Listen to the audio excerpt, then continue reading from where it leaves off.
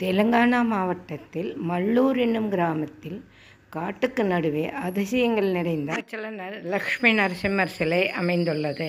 இந்த சிலை மற்ற கோயில் சிலைகளைப் போல் அல்லாமல் மனிதர்களின் சிலை மேனியைப் போல் மென்மையாக மிருதுவாக உள்ளது. கையில் அழுத்தினால் ஒரு குழி விழுகிற அளவுக்கு மென்மையானது. 4000 ஆண்டுகள் பழமையான இந்த கோயில் கடல் மட்டத்திலிருந்து 1500 அடி உயரத்தில் புட்டகொண்டா என்ற மலையுச்சியில் அமைந்துள்ளது. அகஸ்தியர் இந்த மலைக்கு ஹேமாச்சலம் என்று பெயரிட்டார். இந்த மலையை ராவணன் தன் தங்கை சூர்பனகைக்கு பரிசளித்தான். நரசிம்மரின் பாதத்திலிருந்து புனிதமான நீரோடை ஒன்று ஓடுகிறது.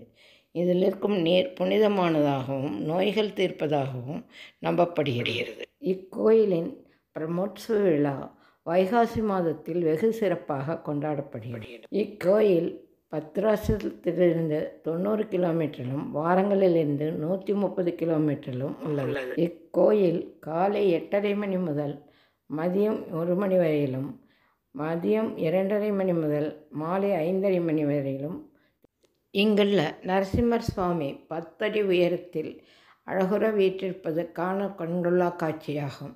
இக்கோயிலின் கொடிமரம் 60 அடி உயரத்தில் உள்ளது.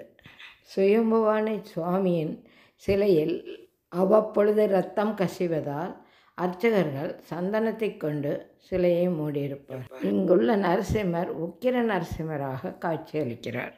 இக்கோயில் அமைதியான கானகத்தின் நடுவே அமைந்துள்ளதால் பக்தர்கள் தியானம் செய்யவும் மன அமைதி பெறவும் இக்கோயிலுக்கு அவ்வப்பொழுது வந்து செல்கிறார்கள்.